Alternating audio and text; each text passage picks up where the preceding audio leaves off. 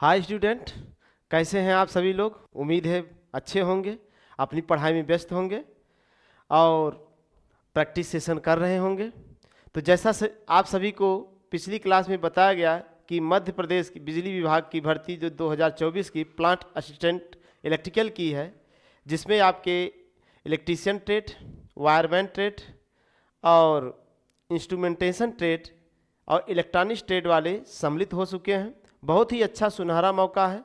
तो हम सब का कोर्स लॉन्च हो चुका है। जैसा कि आपको पिछली क्लास में हमने फायर एंड टूल्स कराया, तो आज फायर एंड सेफ्टी कराया, तो आज हम सब पढ़ेंगे टूल्स के बारे में, जैसा कि आप थंबनेल में देख चुके हैं।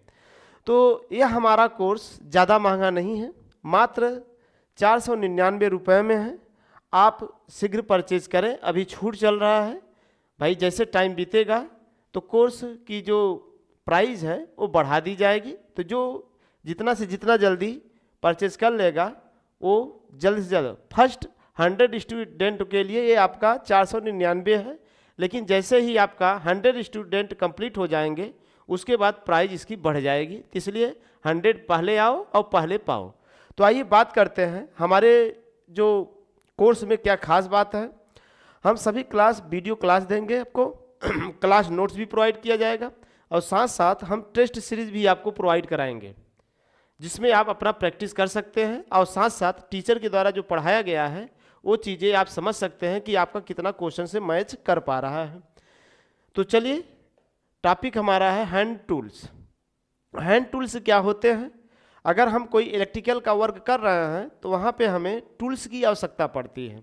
जैसे वायर को मोड़ना है, काटना है, या बोर्ड को बनाना है, काटना है, तो उसके लिए कौन कौन से वायर की आवश्यकता होगी, इन टूल्स की आवश्यकता होगी, उन सभी टूल्स के बारे में हम सीखेंगे।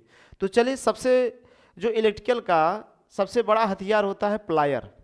अगर प्लायर अच्छा है तो इलेक्ट्रिकल का कोई भी, अगर मैकेनिक हो चाहे इलेक्ट्रीशियन है चाहे जो हो, वो लाइव कंडक्टर पे काम कर सकता है। साथ साथ सेफ्टी का प्रयोग किया रहे, जैसा कि सेफ्टी हम पिछली क्लास में देख चुके हैं। तो चलिए स्टार्ट करते हैं। सबसे पहले हम प्लायर से स्टार्ट करेंगे। तो जैसा कि आपको डायग्राम में दिख रहा है, प्लायर जिसे हम देहात भाषा में कहते हैं प्लास। क्या कहेंगे? प्लास। प्लास कई प्रकार के होते हैं। तो सबसे जो कई प्लासों का मिक्सचर होता है उसे हम कहते हैं कॉम्बिनेशनल प्लायर। जैसा कि डायग्राम में आपको कॉम्बिनेशनल प्लायर दिख रहा है। इसे कॉम्बिनेशनल क्यों कहते हैं? क्योंकि इससे वायर को हम काट भी सकते हैं, वायर को छील भी सकते हैं, वायर को मोड़ भी सकते हैं। जैसे यहाँ पे देखिए, यहाँ से जो प्लास घूमेगा उसे पिवेट पॉइंट कहा जाएगा। यहाँ पे ये उसका हैंडल है और ये इसका जबड़ा है, जा कहेंगे। और यहाँ पे पाइप ग्रिप है, जहाँ पे हम वायर को पकड़ सकते हैं, उसको छील भी सकते हैं। और यहाँ कटर है, तो ये काटने का भी काम करेगा, पकड़ने का भी काम करेगा और प्लस छीलने का भी काम करेगा। तो इस प्रकार ऐसा जो प्लास होगा उसे कॉम्बिनेशनल प्लायर कहते हैं। और ये जो मार्केट में आपको मिलेगा, और ये सबसे खास बात है, किसका बना होता है? स्टील का बना रहेगा। और इसकी अगर हम साइज़ की बात करें, अगर इसकी हम साइज़ की बात करें तो पहले ही सबसे ज़्यादा ज़रूरी है किसका बना होता है। तो आपको पता रहे ये स्टील का बना रहेगा। अगर साइज़ की बात करें तो इसकी जो साइज होती है 150 mm से 200 mm तक होगी। और प्लास का काम क्या होता है? कर्तन मीन्स होता है काटना। ये काटने का काम करेगा, मोड़ने का काम करेगा, खींचने का काम करेगा और पकड़ने का काम करेगा। और सबसे जरूरी बात यह है कि प्लास का आपको कॉम्बिनेशन प्लायर का कोड क्या होता है। ये BIS code, bureau of Indian standard का जो कोड बनाया गया है वो आपका क्या है? 3650। किसके लिए? कॉम्बिनेशन प्लायर के लिए आपको याद रहना चाहिए। तो चलिए नेक्स्ट बढ़ते हैं। नेक्स्ट है हमारा फ्लैट नोज प्लायर। जैसा कि डायग्राम दिख रहा है फ्लैट नोज प्लायर में, तो फ्लैट नोज प्लायर का अगर हम सब शेप देखें तो ये ऊपर की तरफ बिल्कुल चपटा है। ऊपर की तरफ बिल्कुल ये क्या रहेगा? चपटा रहेगा। ऊपर की तरफ बिल्कुल ये क्या रहेगा? चपटा रहेगा। इससे पतली वस्तुओं को हम सरलता से क्या कर सकते हैं? पकड़ सकते हैं। जैसा कि देख लिए, एक बिल्कुल एक चपटा है, पतली वस्तुओं को इसको हम क्या कर सकते हैं? पकड़ सकते हैं। ये आपका फ्लैट नोज प्लायर है। तो फ्लैट नोज प्लायर डायग्राम में आपको दिख रहा है, ऊपर बिल्कुल पतला है। इसकी सबसे खास बात BIS कोड, इसका BIS कोड होता है आपका 3552। साइज मार्केट में जो मिलेगा 100 mm, 150 mm और 200 mm में मिलेगा। अगर हम बात करें इसका काम क्या होता है, ये सपाट वस्तु जैसे पतली प्लेट आदि को क्या करेगा, पकड़ने का काम करेगा। प्लेट आदि को हम इससे पकड़ सकते हैं सुविधापूर्वक। आइए अब बात करते हैं, नेक्स्ट प्लायर हमारा है साइड कटर प्लायर। इसे साइड कटर प्लायर या डायगोनल प्लायर के नाम से भी जानेंगे। इसे साइड कटिंग प्लायर या डायगोनल प्लायर के नाम से भी हम जानेंगे। दिख नहीं रहा है, चलिए अब दिख रहा है, ठीक। अब बताइए, तो यहाँ पे अगर हम बात करें, इसकी जो BIS कोड है वह है 4378 और इसका जो साइज होता है ये 100 mm, 150 mm, 200 mm उपलब्ध होता है। इसका काम क्या होता है, इसका कार्य है छोटे व्यास के, छोटे डाया के, चाहे कापर के तार हो चाहे एल्युमिनियम के तार हो, उनको काटने के लिए, साइड से काटने के लिए हम साइड कटिंग प्लायर का हम यूज करेंगे। तो याद रहे, इसका BIS code 4378, size 100 mm, 150 mm, 200 mm में उपलब्ध रहेगा। छोटे व्यास मतलब कितने व्यास, 4 mm से भी कम मोटे तारों को काटने के लिए इसका प्रयोग हम करेंगे। नेक्स्ट अगर हम बात करें, ये हमारा है nose plier, end cutting plier, जिसका प्रयोग हम सब क्या करते हैं, इंड कटिंग प्लायर है जिससे हम कील निकालने के लिए या वायरों को किनारे को काटने के लिए इसका हम यूज करेंगे। इसका जो यूज करेंगे हम कील निकालने के लिए या वायर के किनारों को काटने के लिए प्रयोग करेंगे। देखिए ये किनारे पतला सा बना रहता है, तो इसकी जो खास बात है, इसका जो वर्क है वो आपको याद रहना चाहिए। इसका वर्क क्या होता है, अभी हमने बताया कि एक कम व्यास के तार हो, चाहे पिन हो, चाहे कील हो, आदि को काटने और लकड़ी से पिन निकालने के लिए इसका हम प्रयोग करेंगे। आपके एग्जाम में क्वेश्चन सीधे डायग्राम पहचानने के लिए देगा या तो उसका वर्क पूछेगा, तो ये आपको याद रहने चाहिए। नेक्स्ट अगर हम बात करें, नेक्स्ट है हमारा round knows plier. Round knows plier इसके नाम से पता है, वायर को अगर हमको सर्किल बनाना है, वायर को मोड़ना है, जैसे यही वायर है, वायर को अगर हमको मोड़ना होगा प्लास से, तो हम यहाँ पर राउंड नोज प्लायर का प्रयोग करेंगे। और यही, और इसका जो जबड़ा होता है वो शंक्वाकार होगा। इसका जबड़ा कैसा होगा, शंक्वाकार होगा। तो यही लिखा गया है यहाँ पे कि जो आपका तार या हल्की धातु या पट्टियों को क्या देने के लिए, मोड़ने मतलब वक्र देने के लिए, कर्व बनाने के लिए इसका हम प्रयोग करेंगे। और इसका जो जबड़ा होता है वो कैसा होता है, शंक्वाकार होता है, आपको याद रहे। इसका जबड़ा कैसा रहेगा, शंक्वाकार रहेगा, जिससे वायर को हम कर्व दे पाए, वायर को मोड़ पाए। नेक्स्ट हम बात करेंगे, इससे आप परिचित हैं ही भाई, इसके बताने की कोई आवश्यकता नहीं है। ये तो आपको दिख रहा है स्क्रू ड्राइवर, या इसी को हम पेचकस कहते हैं, स्क्रू ड्राइवर या पेचकस बोलेंगे। और इसकी सबसे खास बात है इसका BIS कोड। तो इसका जो BIS कोड है वह 844 है। अगर हम बात करें इसकी साइज़ के बारे में, तो इसकी जो साइज होती है वह 150 mm इंटू, रुके रहिए यहाँ पे थोड़ा भाई, देखिए इसकी एक 150 mm में दिख रहा है और इंटू फिर 0.6 mm दिख रहा है, फिर एक दिख रहा है 4 mm दिख रहा है। ये 3 साइज है। 3 साइज में क्या क्या है पहले ध्यान लीजिए। यहाँ पर 150 mm इसकी ये टोटल इसकी लेंथ दे दिए। 150 mm जो है इसकी जो सबसे कम लेंथ दिखेगी, तो ये जान लीजिए इसकी ये क्या है, यहाँ पे ये मोटाई दे दिए। इसकी जो मोटाई है मतलब जहाँ पे स्क्रू को कसते हैं वो 0.6 mm का है, इतना इतना ये पतला रहेगा आगे। और ये यहाँ पे जो ये दिख रहा है जो बाहर निकला होता है वो आपका ये 4 mm का है। ये क्या है, रुकिए रे भाई थोड़ा यहाँ पे दिखा देते हैं। देखिए इसका ये व्यास जो है, व्यास, इसका जो व्यास, इसे शंक बोलते हैं, जो व्यास है व्यास रहेगा 4 mm, 4 mm। और इसकी जो टोटल जो लंबाई है जो इतना दिख रहा है वो रहता है 150 mm। ये कितना रहेगा, 150 mm रहेगा। तो मतलब एक तरह से ये आपको लंबाई को बताएगा पहला, और ये बताएगा निचला जो मोटाई है, और ये जो बताएगा ये व्यास को बताता है कि जो शंक है उसका व्यास कितना होता है। तो ये 150 इंटू 0.6 mm इंटू आपका रहेगा 4 mm, 200 mm into 0.8 mm, 5.5 mm आदि का रहेगा। हाँ, एक बात सबसे ज़्यादा जो इम्पॉर्टेंट है कि अगर हम पेचकस यूज़ कर रहे हैं, स्क्रू ड्राइवर यूज़ कर रहे हैं, अगर वोल्टेज है कंडक्टर पे या बोर्ड में वोल्टेज है तो कितने वोल्टेज तक इसको यूज कर सकते हैं, इसकी वोल्टेज रेटिंग कितनी होती है। तो सबसे ज़रूरी बात है ये आपको याद रहे, इसकी जो वोल्टेज रेटिंग होती है वह 3.6 वोल्ट से 18 वोल्ट तक होगी। इसकी जो वोल्टेज रेटिंग है 3.6 वोल्ट से 18 वोल्ट तक होगी। और इसका जो हैंडल होता है, ये जो हैंडल है इसे हम हैंडल बोल रहे हैं, इसका जो हैंडल होता है वह हैंडल आपका बना होगा लकड़ी या सेलुलोज का बना होगा। हैंडल किसका बना होगा? लकड़ी या सेलुलोज एसीटेट का हैंडल बनाया जाता है। और इसका प्रयोग सबको पता है, स्क्रू का प्रयोग क्या पेचकस का प्रयोग स्क्रू को कसने के लिए हम प्रयोग करेंगे। ठीक, अब आगे चलते हैं। नेक्स्ट है आपका, इससे आप परिचित हैं, जिसे हम टेस्टर कहते हैं। और ये टेस्टर किसका होता है? नियान का।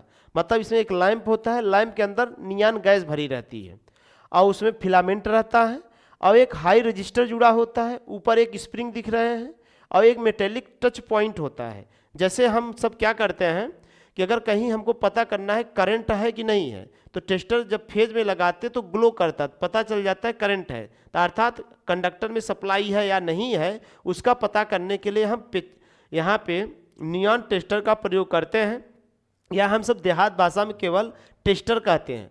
और टेस्टर डीसी में यूज नहीं होगा, टेस्टर केवल एसी में ही यूज होगा।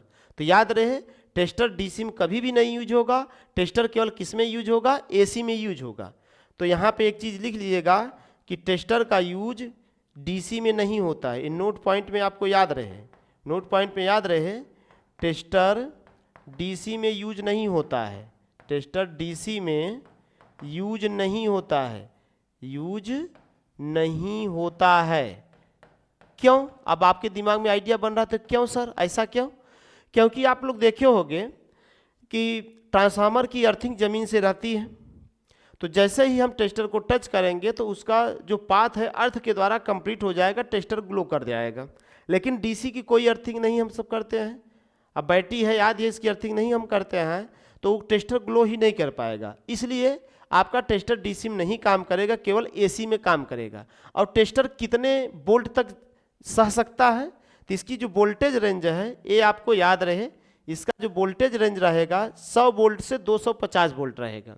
और इसका जो BIS कोड है वो है 5579।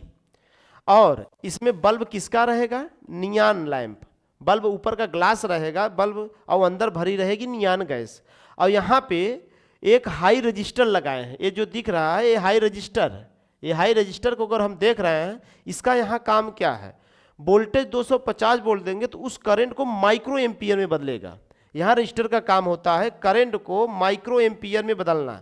तो ये लिखा है, देख लो, रजिस्टर 300 माइक्रो एम्पियर के बीच करंट को लिमिट कर देता है। यहाँ रजिस्टर का मुख्य काम है कि करंट को 300 माइक्रो एम्पियर के अंदर कर देना। चूँकि मनुष्य को कल पिछली क्लास में हमने देखा कि 1 मिली एम्पियर तक करंट कोई झटका नहीं दे सकता है, कोई इलेक्ट्रिक शॉक नहीं देता है। अगर 1 मिली एम्पियर से 10 मिली एम्पियर से जैसे ज़्यादा करंट जाएगा तो हमें झटका लग सकता है। तो हम चाहते हैं टेस्टर में सप्लाई में अगर जोड़ें तो हमें इलेक्ट्रिक शॉक ना लगे, तो करंट को कम करना पड़ेगा। तो करंट को कम करने के लिए हम किसका प्रयोग करते हैं? रजिस्टर का प्रयोग करते हैं। और रजिस्टर कितना करंट कम कर देता है? 300 माइक्रो एम्पियर करंट क्या करेगा? वो कम कर देगा। ठीक, अब आगे चले। यहाँ पे आप देख रहे हैं इलेक्ट्रीशियन चाकू है, जिसे इलेक्ट्रीशियन नाइफ कहते हैं। चाकू का काम क्या होता है? इंसुलेशन को हटाने के लिए। चाकू का काम क्या है? इंसुलेशन को हटाने के लिए, छीलने के लिए। केबल है जैसे यह, उसके ऊपर इंसुलेशन को हटा दो, या फिर कार्बन आदि चढ़ गया तो उसको खुरुच दो। तो इलेक्ट्रिशियन नाइफ में 2 प्रकार की चाकू होती है, एक नुकीली होगी और एक तेज धार वाली होगी। अब यहाँ पे देखिए, इसकी जो लंबाई होती है ये आपको याद रहे, इसकी जो लंबाई होगी 50 mm से 75 mm होगी। और अगर इसके कार्य की बात करें तो केबल इंसुलेशन की छिलाई करने के लिए, छीलने के लिए, और वायर और पृष्ठ को साफ करने के लिए इसका हम प्रयोग करते हैं। नेक्स्ट बात करिए, हैमर, हथौड़ा। अब अगला आ गया हथौड़ा। हथौड़ा का भाई हमें क्या काम है? भाई पिन गाड़ना है, पिन निकालना है, तो वहाँ पर हमको किसकी आवश्यकता पड़ेगी? हथौड़े का। कहीं चीरना है, एक हथौड़ा चीरने वाला होगा जिसे हम क्ला हथौड़ा कहेंगे, वहाँ पे हथौड़े का नाम दिया जाएगा। क्ला के द्वारा हम पिन को निकालेंगे, आदि क्यों करेंगे। तो कितने प्रकार के हथौड़ा है इसके बारे में हमको जानना है। हथौड़ा जान लीजिए, वजन के आधार पे हथौड़े का हम क्लासिफिकेशन करते हैं, लेकिन इतना डिटेल हमको नहीं जानना है। हथौड़े के पहचानने के लिए आता है बस, और उसका काम क्या होता है जो आपके निम्मी पैटर्न में है वही आपके एग्जाम में पूछता है। तो कुछ हथौड़े को हमने लिया है। जैसे पहला हथौड़ा दिख रहा है बॉल पिन हैमर। पहला हथौड़ा क्या है? बॉल पिन हैमर है। अगर बॉल पिन हैमर को हम देखें तो बॉल पिन हैमर में ऊपर वाला जो पॉइंट है वो आपको गोल दिखेगा। ऊपर वाला जो पॉइंट रहेगा हथौड़े का वो क्या रहेगा? वो आपको गोला दिखेगा। और नीचे वाला जो पॉइंट दिख रहा है ये आपको सपाट दिखेगा। नीचे वाला जो पॉइंट है ये क्या रहेगा? सपाट रहेगा। और ऊपर वाला जो पॉइंट है वो आपका क्या रहेगा? गोल रहेगा। ऊपर बाल की तरह है और नीचे क्या रहेगा? फेस इसका सपाट रहेगा। बीच में जो भाग है उसे नेक बोलेंगे, और इधर सामने जिधर निकलेगा हैंडल उसे चिक बोलेंगे, और ये हैंडल है। क्लियर बात?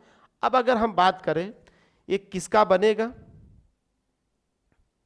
ये किसका बनेगा हैमर, तो हैमर आपका जो बनेगा वो भी रहेगा स्टील का ही। किसका रहेगा? स्टील का रहेगा।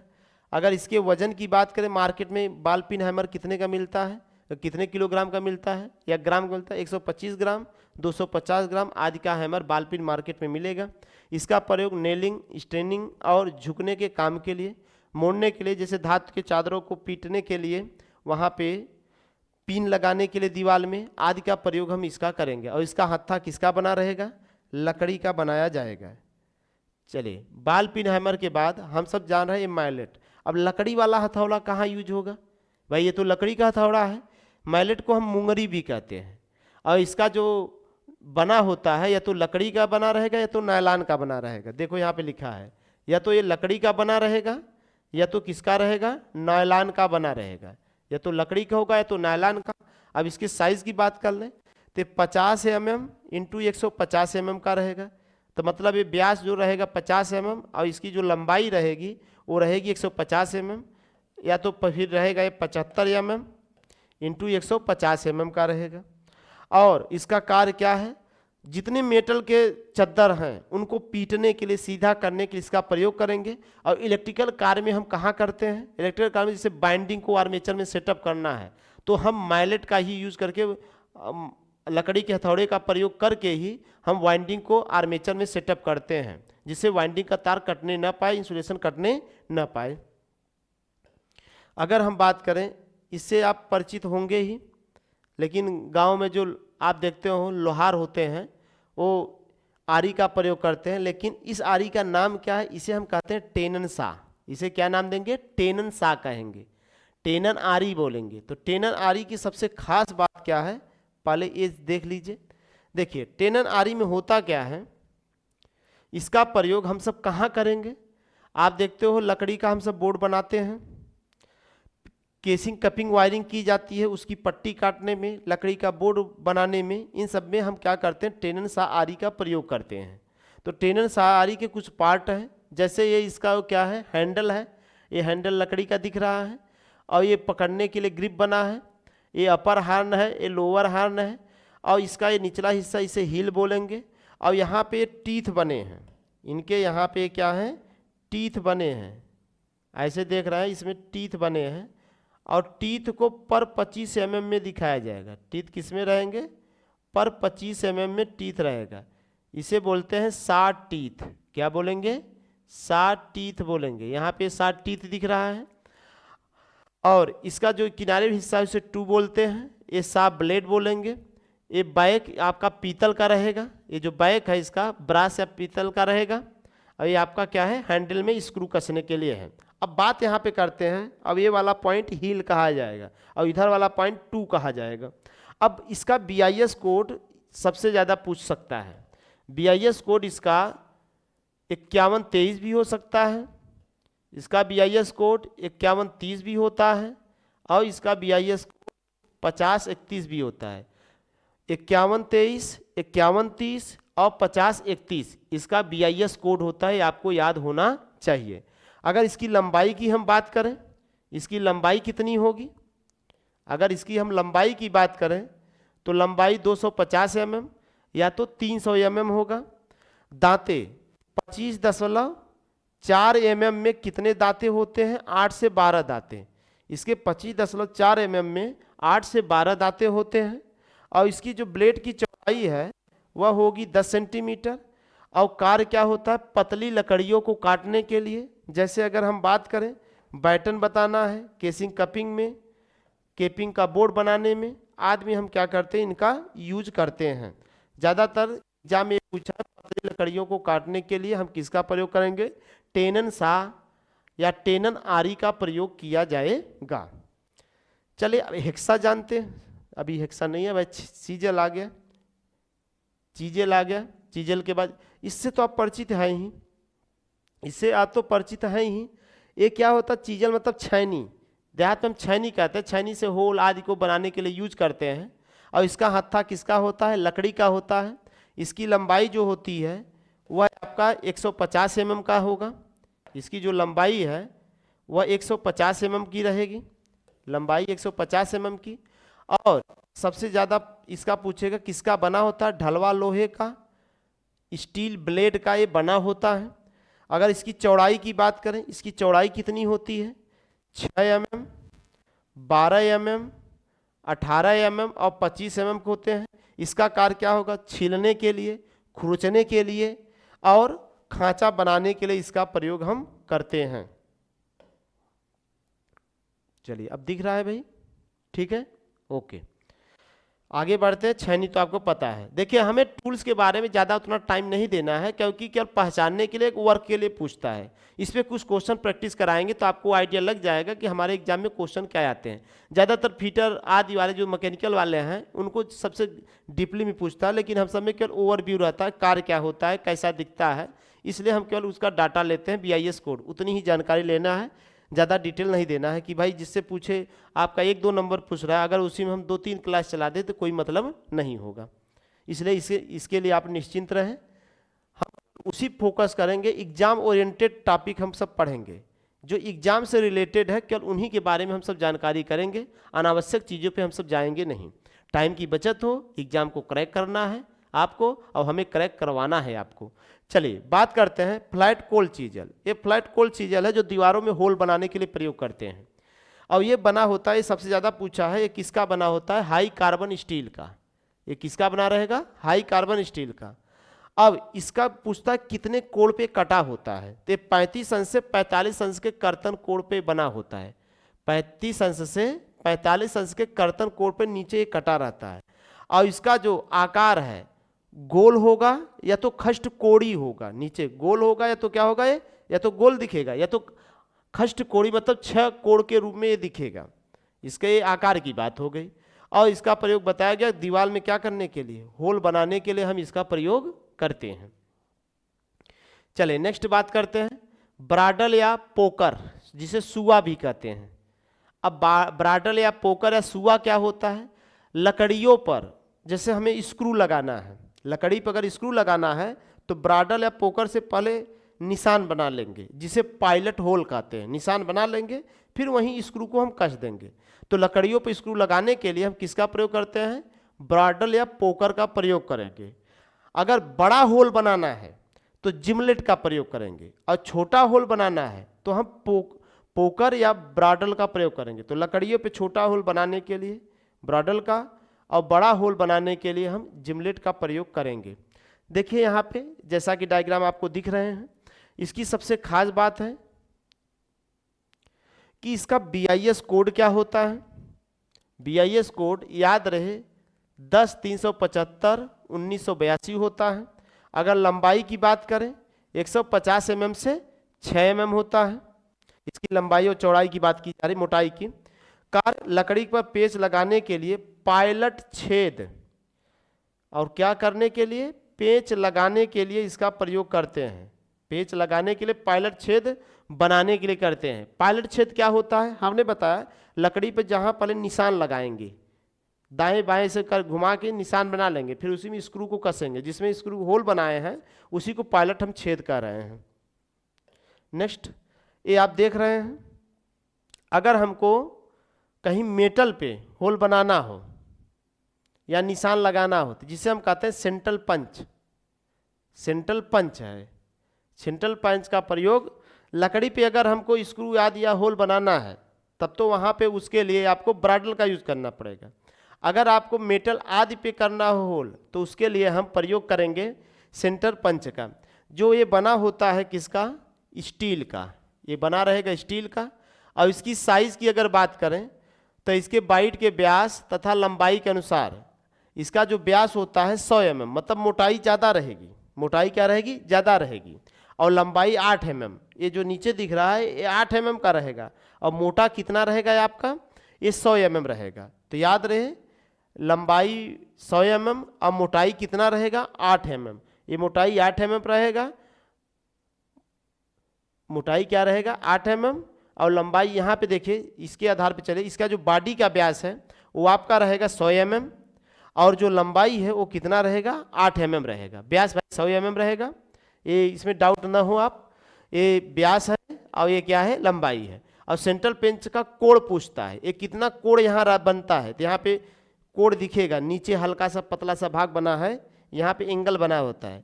और ये सबसे ज़्यादा क्वेश्चन पूछा है कि सेंट्रल पंच का एंगल बताओ, तो सेंट्रल पंच का जो एंगल होता है वो 90 डिग्री होता है। सेंट्रल पंच का जो एंगल है वो कितना रहेगा, 90 डिग्री। यहाँ पे दिख रहा है, ये याद रहना चाहिए। और धातुओं पर हम क्या करते हैं, पायलट छेद बनाने के लिए प्रयोग करते हैं, जिससे वहाँ पे स्क्रू आदि को लगाया जा सके, बोल्ट को कसा जा सके। लकड़ी पे अगर पायलट होल बनाना है तो ब्राडल का, अगर मेटल पे बनाना है तो हम धातुओं पे बनाना है तो किसका प्रयोग करेंगे, सेंटर पंच का प्रयोग करेंगे। क्लियर। नेक्स्ट ये देख रहा है आपका हेक्सा आ गया, हेक्सा दिख रहा है, जैसा कि हेक्सा का देखो एक हैंडल बना है, यहाँ लकड़ी का हैंडल रहेगा, और ये आपका फ्रेम है हेक्सा का, जिसमें हम हेक्सा ब्लेड को कसेंगे। ये जो दिख रहा है इसे हेक्सा ब्लेड बोलते हैं, ये फिक्स हेक्सा ब्लेड है। और इसकी हेक्सा ब्लेड की जो लंबाई मीजर करते हैं, ये भी याद रहे, हेक्सा ब्लेड की लंबाई पूछा है कि हेक्सा ब्लेड की लंबाई किसके किसके बीच मीजर की जाती है। इन दोनों होलों के सेंटर से, इस होल के सेंटर से इस होल के सेंटर के बीच हेक्सा ब्लेड की लंबाई हम काउंट करते हैं। एक होल के सेंटर से दूसरे होल के सेंटर तक हम हेक्सा ब्लेड की लंबाई काउंट करते हैं। एग्जाम में पूछा गया कि हेक्सा ब्लेड के लंबाई किसके आधार पे करते हैं, उनका जो होल है, होल के सेंटर से सेंट्रल तक की जो लंबाई है वही हेक्सा ब्लेड की हम लंबाई काउंट करते हैं। अब बात करें इसका फ्रेम किसका बना रहेगा, लकड़ी का रहेगा। Hexa blade alloy steel, high speed steel की बनी होती है। जो हेक्सा ब्लेड है एलॉय स्टील या हाई स्पीड स्टील की रहेगी। अब इसकी जो मानक लंबाई है ये कितने लंबाई का होगा, 250 mm, ये रहेगा आपका 250 mm, और 300 mm में रहेगा। लंबाई की बात कर लें, अगर इनमें दांतों की संख्या की बात करें तो प्रत्येक 25 mm में दांतों की संख्या जब भी बताई जाएगी 25 mm में बताई जाएगी। तो 25 mm में 14 दांतें हो सकते हैं, 25 mm में 14 दांतें हो सकते हैं, 25 mm में 18 दांतें हो सकते हैं। पर 25 mm में जितने बताए जा रहे हैं सब पर 25 mm में हैं। जब भी दांता बनेगा 25 mm में ही रहेगा, ये सदा याद रहे। दांतें जब भी निकालेंगे हम किस में निकालेंगे, पर 25 mm में ही दांता बताया जाएगा।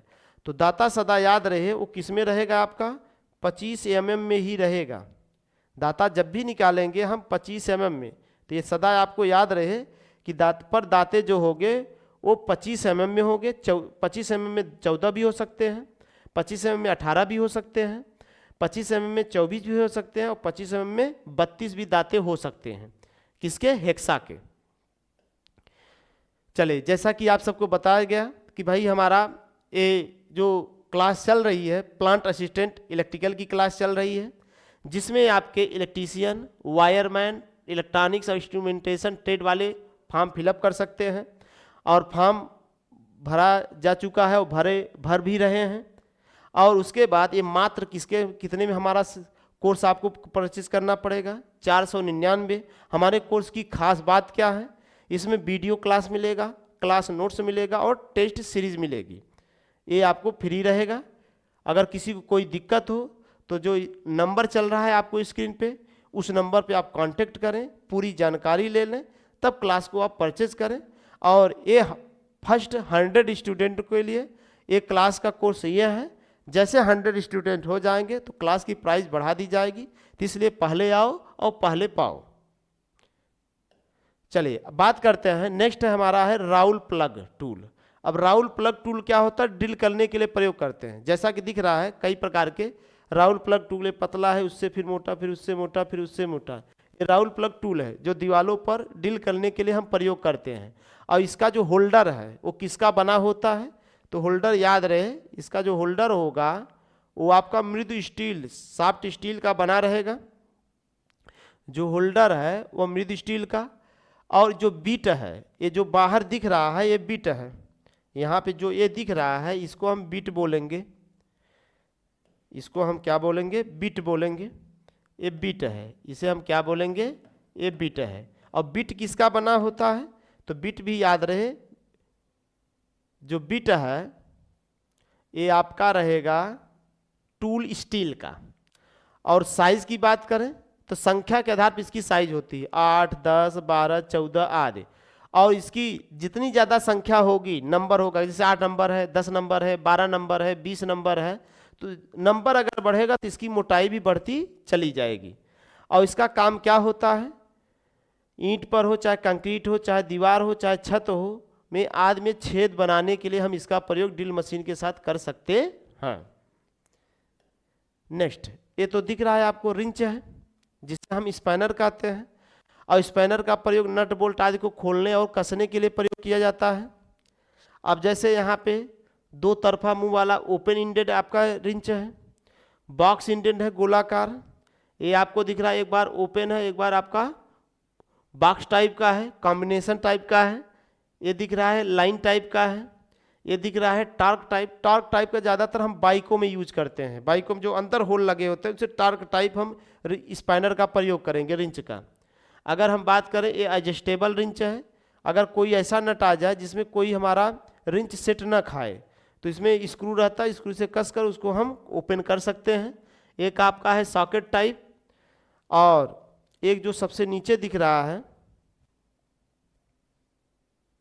ये है रैचेट टाइप, और ये आपका है कॉर्डलेस रैचर। ये वाला सबसे ज़्यादा भी यूज हो रहा है। ये जो दिख रहा है इलेक्ट्रिक सप्लाई द्वारा चलता है, तुरंत बोल्ट को कसेगा और तुरंत बोल्ट को ओपन भी कर देगा। इस समय जो लेटेस्ट वर्जन में चल रहा है आपका कॉर्डलेस रैचेट है। ये कॉर्डलेस रैचेट है जिसमें हमें मैन्युअली नहीं काम करना, इलेक्ट्रिक सप्लाई द्वारा हम क्या करेंगे, काम करेंगे, या बैटरी लगी होगी आदि। चलिए अब बात जानेंगे मेजरिंग टूल्स। मेजरिंग टूल्स का मतलब मीजर करने वाले यंत्र कौन कौन हैं।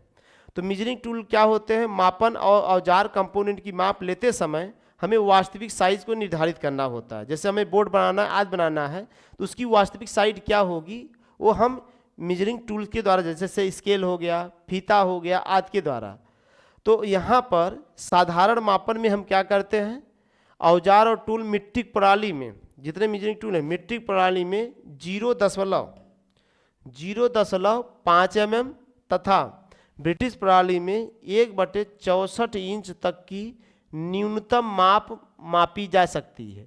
ये सबसे ज़्यादा इम्पॉर्टेंट है, तो याद रहे मीट्रिक प्रणाली में मिनिमम स्केल के द्वारा कितना मीजर कर सकते हैं, आपका 0.5 mm, और ब्रिटिश में 1/64 इंच तक की न्यूनतम माप को ली जा सकती है। ये सदा आपको याद रहे। एक बार और डार्क हम कर दे रहे हैं, मीट्रिक प्रणाली में कितना रहेगा 0.5 mm, और ब्रिटिश प्रणाली में कितना रहेगा, यहाँ से दिखा दीजिए, ये ब्रिटिश प्रणाली में आपका 1/64 इंच न्यूनतम तक माप ली जा सकती है। अब इसके लिए कौन कौन हमारे पास हैं, लंबाई मापने वाले औजार हैं। स्टील का रूल प्रयोग करेंगे, या तो स्टील टेप यूज करेंगे, या तो स्टील का स्केल यूज करेंगे। स्केल जो हम सब स्कूल कॉलेज पेपर देने जाते थे तो स्टील का या कांच का लेके जाते थे, लेकिन इलेक्ट्रिकल में हम सब स्टील का स्केल यूज करेंगे, स्टील का टेप रहेगा, स्टील का रूलर भी रहेगा। अब यहाँ पे बात की जा रही है कि मेजरिंग टूल लंबाई मापने वाले औजार हैं। ये कैसे हैं भाई? आपके लंबाई मापने वाले औजार हैं।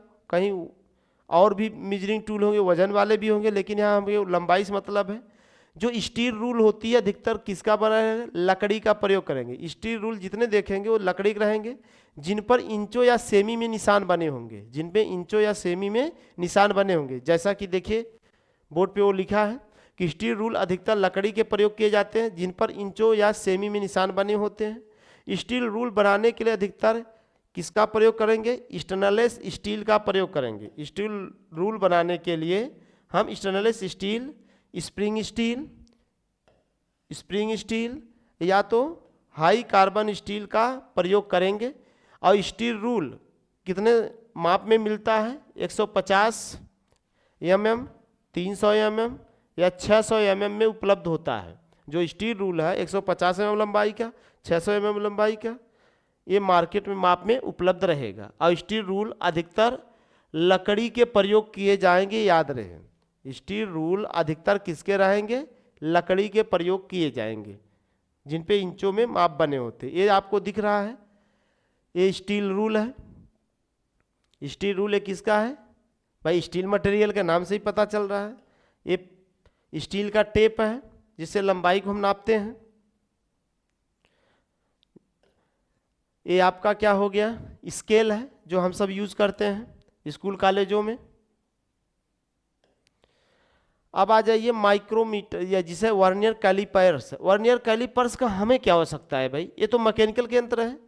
वर्नियर कैलिपर्स से हम सब क्या करेंगे? वायर का डाया पता करेंगे।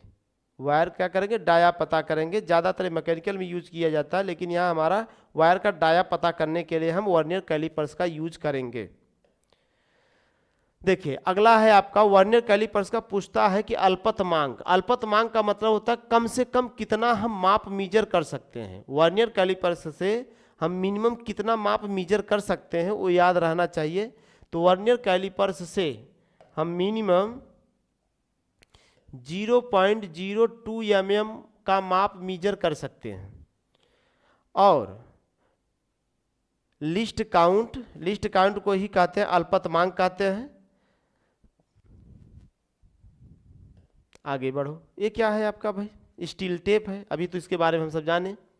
और स्टील टेप 5 से 100 फीट की लंबाई में उपलब्ध होता है। और इसकी जो चौड़ाई होती है, स्टील टेप की जो चौड़ाई है, ये चौड़ाई आपका 1/2 इंच या 3/4 इंच में उपलब्ध होगा। चौड़ाई याद रहे 1/2 इंच, चौड़ाई जो रहेगा वह 1/2 इंच या 3/4 इंच में उपलब्ध होगा। और इंच को 8 एवं सेंटीमीटर के 10वें भाग में विभाजित करते हैं। और स्प्रिंग इसकी किसकी रहेगी? थिन सीट मटेरियल का बना रहेगा, स्टील के सीट मटेरियल का होगा।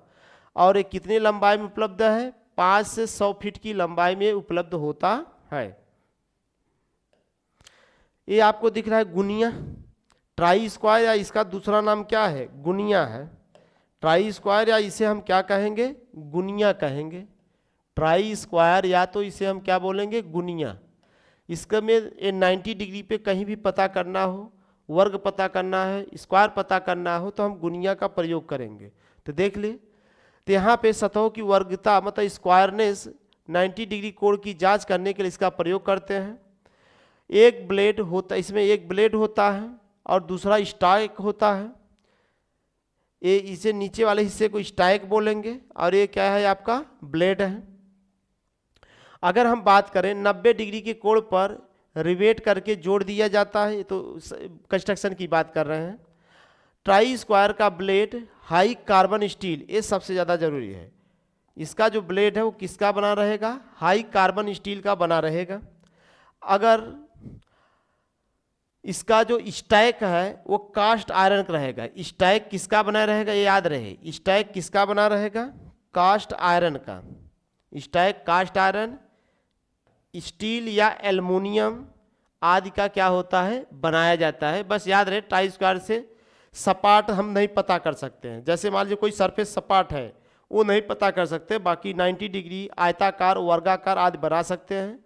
और जो ट्राई स्क्वायर या गुनिया है वो 90 डिग्री पर रहेगा। एक ब्लेड होता है और एक इसका स्टैक होता है, 2 पार्ट होते हैं।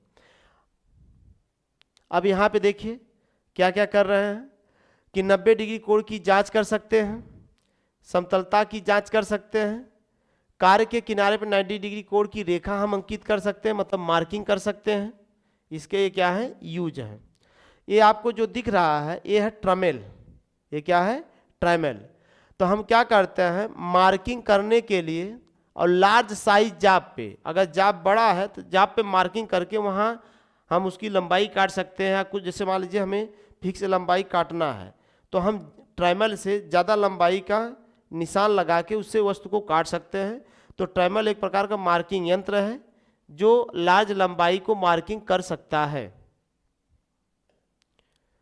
अब आइए कटिंग टूल। तो कटिंग टूल कौन कौन है, फाइल है, हेक्सा है, चीजेल है, ड्रिल है। अब फाइल कौन कौन है, फाइल का मतलब जिसे देहात भाषा में क्या कहते हो, रेती। तो रेती के पार्टों के बारे में जानना अति आवश्यक है। सबसे लास्ट वाला जो है उसे टिप या पॉइंट बोलेंगे, ये जो बीच है उसे फेस बोलेंगे, जो साइड वाला है उसे एज बोलेंगे, जहाँ पे मुहर आदि लगा होता है कंपनी के उसे हम हील बोलेंगे, और ये जहाँ पे हैंडल में लगाया जाएगा वो फेरुल है, फेरुल के द्वारा कसा जाएगा। और ये रेती का शोल्डर है और रेती का जो पतला भाग है उसे टैंग बोलेंगे। क्या बोलेंगे, टैंग। अगर पूछ ले कि रेती की लंबाई किसके बीच नापी जाती है, रेती की लंबाई किसके बीच मीजर करेंगे, तो ये जो हील दिख रहा है रेती की लंबाई मीजर की जाएगी हील से लेके टिप तक। रेती की जो लंबाई की कैलकुलेशन करते हैं हील से टिप तक, रेती की लंबाई किसके बीच निकालते हैं, हील से टिप तक निकाली जाएगी। रेती का क्या काम है, रगड़ने के लिए या सतहों को साफ करने के लिए हम रेती का प्रयोग करते हैं। तो वही बात यहाँ पे बताई गई, फाइल या रेती क्या होती है। अब आगे बात करें, सब वही है, हैंडल किसका बना होता है, लकड़ी का बना होता है। जैसा कि आपको बताया गया कि भाई ये आपका जो कोर्स है स्पेशल प्लांट असिस्टेंट इलेक्ट्रिकल के लिए है, जो मध्य प्रदेश की बिजली विभाग की वैकेंसी आई है। ये तो आपको एक तरह से डेमो के लिए ये दिया जा रहा है क्लास। चूँकि ये हम सब थियरी सब्जेक्ट पर अगर लिख लिख के काम करते तो ज़्यादा टाइम लगता है। चूँकि इससे केवल हमको पहचानना है और डाटा जानना था, जो कम टाइम में हमने कवर किया। और जितनी नेक्स्ट अब क्लासेस आएंगी सब आपको अच्छे डायग्राम के द्वारा उनको पॉइंट कैलकुलेट करा के हम आपको बताएंगे और एग्ज़ाम ओरिएंटेड पढ़ाएंगे, एग्ज़ाम के आउट नहीं जाएंगे, जिससे हमारा एग्ज़ाम क्रैक हो, न कि हम नंबर दूसरे का पढ़े और क्वेश्चन पूछ रहा है दूसरे का। तो हमको हट के नहीं जाना है, केवल एग्ज़ाम पे फोकस करना है। तो चलिए, आप सभी लोग का एक जिम्मेदारी है, आप सभी लोग इस सेशन को शेयर करें और लाइक करें, जिससे मैक्सिमम लोगों को पास पहुंच पाए। तो चलिए, आज सेशन में जुड़ने के लिए आप सभी का धन्यवाद।